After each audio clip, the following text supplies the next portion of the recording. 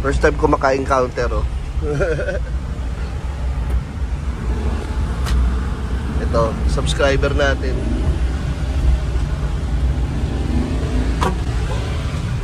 Bugoy, sikat ka na, Bugoy. Meron tayo nakasabay na naka DA64 W yata to. Kakatuwa. Mamaya tayo, tingnan natin kung makakasabay pa natin sila.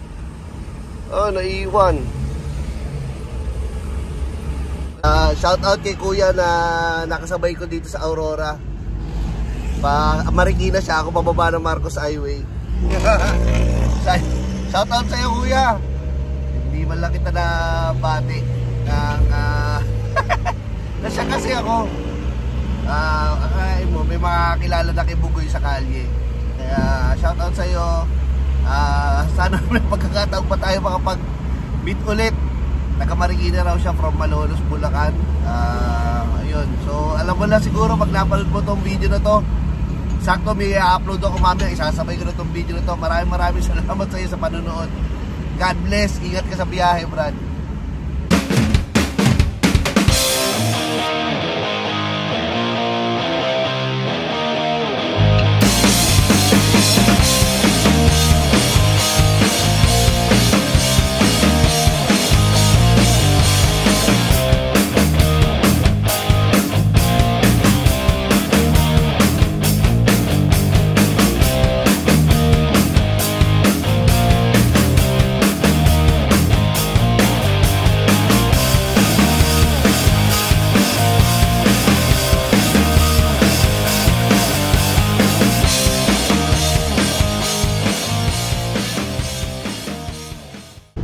Yo, what's up mga kausap? Welcome ulit sa aking YouTube channel. Dito tayo ngayon ulit sa ating minivan content. Ang ating usapang minivan. Ngayon isasama ko kayo sa gig namin ng MYMP sa 19 East. Ayan. So sa hindi pa po nakakalam sa inyo, ako po ay bahista ng MYMP. At yun po ang aking bread and butter. Ito pong pag-YouTube ay aking side hustle lamang, pero I make sure na hanggat maaari makapag-upload ako ng content every week, dahil yun pa ay para sa mga patuloy na sumusubaybay po sa aking YouTube channel. Ayan, okay. Nandito po tayo ngayon sa C5 at papunta po ako ng Sukat ngayong Thursday afternoon para sa gig ng MYMP. So samahan niyo po ako. Ito po yung dito ko po dinadala lagi si Bugoy, ang aking DA17V na minivan sa mga gigs ng MYMP. Ito po ang aking daily horse. Tama ba? Pang araw-araw na kabayo. So dito ko po siya ginagamit. Mamaya pakita ko po sa inyo sa likod. Nandun yung aking mga gears, gitara, gadgets, damit, nandyan din.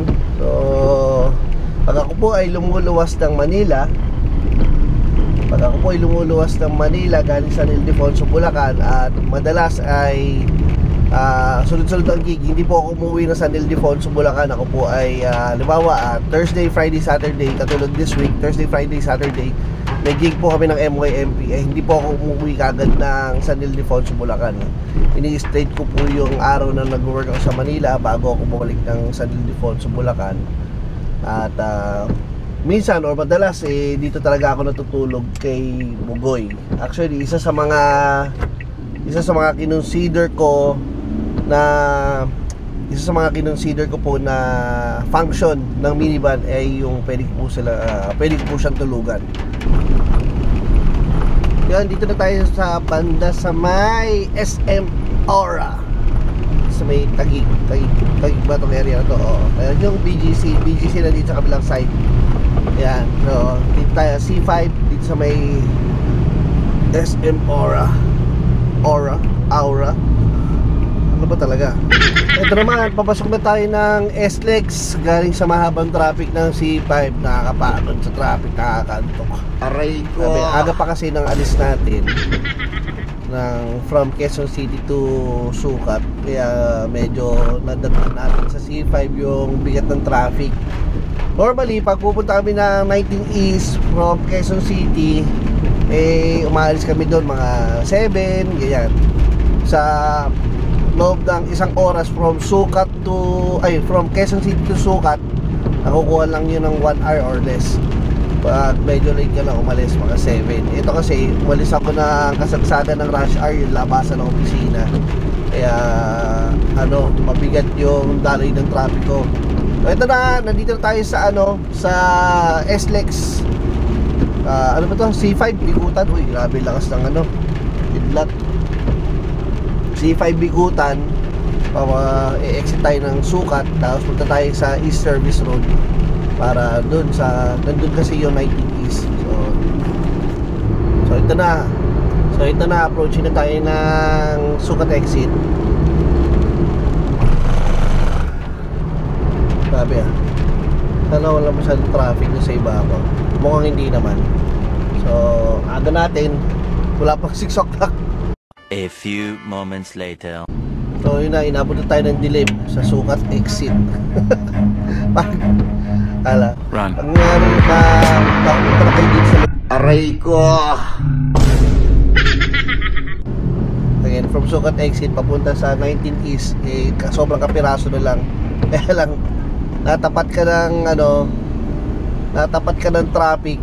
Talagang sobra doon sa Sucat exit hindi gumagalaw ng mga more than 15 minutes yata. So yun, sabi ko sa inyo, darating ako dito kanina sabi ko mga darating nasa 19 East na ako ng mga quarter to 6 past 6 Pagpasok ko ng Sucat exit, sabi ko nakarating ako ng 19 East ng quarter to 6. Traffic sa exit plus 30 minutes yata, 6:15 na. Grabe. Alas 6 pa lang. So na-stuck ako ng mga 15 to 20 minutes ganyan. Grabe. So ito na tayo sa 19 East. Siyempre ako ang pinaka-una ngayon sa banda namin.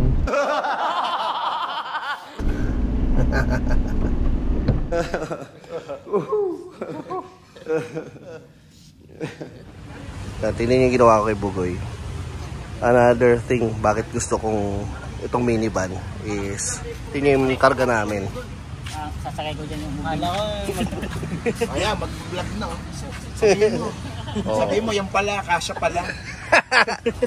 Ano yan? 3 set ng scaffolding. Kasyang-kasya, may 2 catwalk na kasama. Tapos yung mga ganitong bakal kasama. Diba? Panis. Sakto-sakto. Galing. Bigat niyan. Tara. Video mo ako dali. Baka mabas tayo ng social media netizens. Naka-video yan? Naka-video ko is. Yan. Ito para sa mga nagsasabi na minivan maliit. Minivan lang po ang tawag dyan, pero hindi po maliit ang minivan. Tingnan nyo yung karga namin. 3 set ng scaffolding. Kasyang-kasya. Bigat. Hindi naman, kaya-kaya rin yung takbo astig ha? Patay mo na, baka mabangga tayo. Okay, dito tayo ngayon sa 19 East. Sa parking space, nag-base muna ako. Nag-base muna tayo. Ito si Bugoy, nandito sa parking space ng para sa banda. Yan, so kung pupunta kayo dito sa 19 East, malaki ang parking space dito. Hindi kayo mauubusan. Nakita yung lawak yan, hanggang doon sa may ilaw na yon. Hanggang dito sa pagbaba dito. Siguro kasya dito, tansyahan lang baka mga 100 na kotse or more. Yan, kaya accommodate. Kung pupunta kayo dito na may dala kayo sasakyan, malaki parking ng 19 East. So, pasok tayo doon sa loob. Pero pakita ko muna sa inyo ang gamit sa akin ni Bugoy pag punta ng gig. So, isa sa mga dahilan ba't ko binili si Bugoy ay dahil dito sa space na to. Yan, ang laki ng space. So, ito yung nakahiga yung gitara ko. 2 gitara yan. Isang 4-string, isang 5-string. Yung aking preamp, processors. Itong megabox na to, ang laman nito yung mga tools ni Bugoy, ventilador. Nandiyan yung shoes ko, nandiyan yung mga damit ko. Nandito yung mga paglalagyan natin ng camping gears natin, yung mga unan, camping gears unan. So dito yan, yun yung use niyang overhead compartment na yan. Laki, no? Laki ng space si Bugoy, no? Yan, o. O, diba? Isa sa kinaganda ni Bugoy is wala nga siyang ilaw dito sa gilid. Kaya tagang automatic pagbukas mo ng tailgate, ayan, laki talaga ng entrada para do sa compartment. Ayan. So, wala pang tao masyado dito sa 19 East dahil nga maaga tayo, mga around 6 o'clock pa lang, 6:30, around 6:30 PM pa lang. Maaga pa tayo dito sa 19 East kaya wala pa masyadong tao. So may time pa para mag-ikot-ikot tayo doon sa loob. Pakita ko sa inyo yung mga gamit namin dito sa 19 East. Mag-set up muna kami. Antayin ko lang si Jerome, yung aming PA, yung aming production assistant. Tapos pasal tayo sa loob, ha? Tara, na tayo.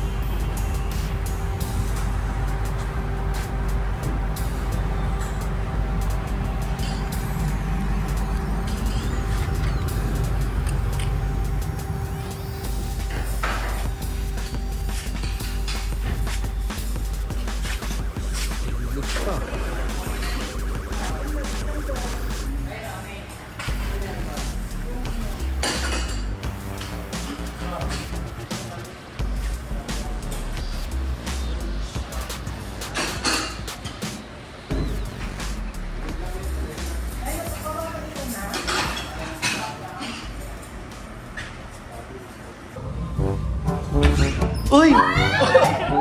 Grabe! Grabe kayo! Nakakatuwa naman. Yung pagpasok ko, parang asaya-saya nyo. Diba?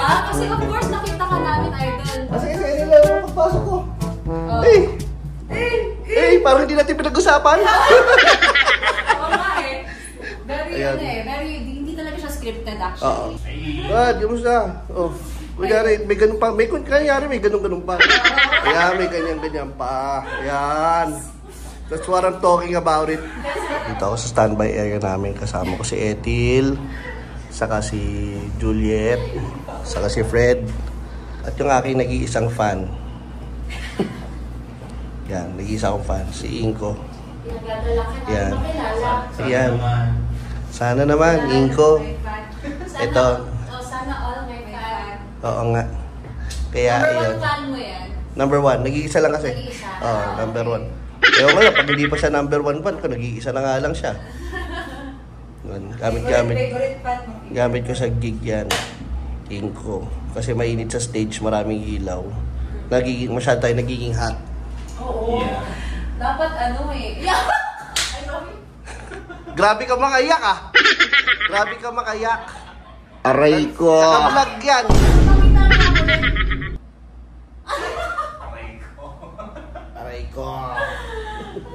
So yun. So masyado tayo nagiging hot sa stage, kaya kailangan natin ng fun. Alright. Ay, kuya!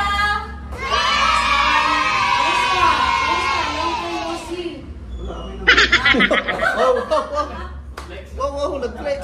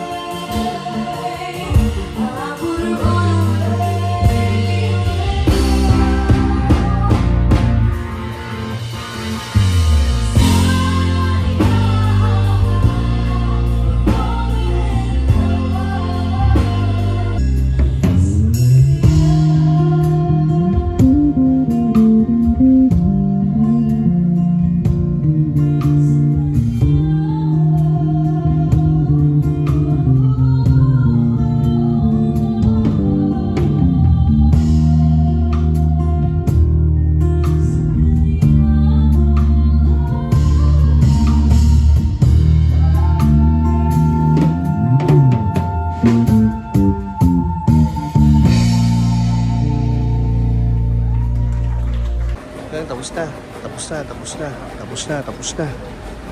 Yeah, boy. Bye-bye. Bye. Hey, tapos na ang gig. Bukas naman, Karma Pampanga. Del, ingat. Bye. Bye-bye. Tsaka si J, yung ano ko. Tapos na gig, ito na. Umuulan na. May bagyo kasi sa bandang south ngayong mga oras na to, kaya maulan. Alright.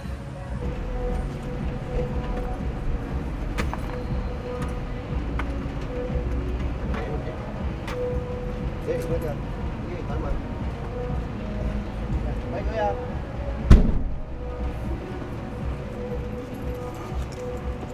Yan. Let's go to... Alright, tapos na po ang aming gig ngayong araw ng Thursday dito sa 19E. So maraming salamat sa pag-subaybay sa biyahe ni Bugoy dito sa Usapang Minivan. Maraming salamat. Hindi nyo yata ako nakikita. Nakikita nyo ako. Okay. Maraming salamat sa pagsubaybay. Ngayon, bibiyahe naman tayo from Sukat, Paranaque. Bibiyahe tayo ngayon papunta ng San Ildefonso, Bulacan, dahil ako'y uuwi ng San Ildefonso, Bulacan. Tapos tutulak naman tomorrow sa Pampanga dahil nandun ang gig ng MYMP sa Karma, Pampanga. Anyways, maraming salamat sa panonood. Check nyo po ang aming Facebook page ng MYMP. Nandun po ang aming mga gig schedules. Kung kailan yung kami mapapanood, baka merong kaming gig na malapit po sa inyo. And also sa check nyo rin po ang page ng 19 East dahil marami pong magagaling na banda tumutugtog sa 19 East. Kaya maraming salamat sa panonood. God bless everyone. Kayo po ay mag-ingat ngayong araw na ito. Baka bumabagyo pa pagka-upload ko nitong video na to. So God bless. Bye bye. Salamat.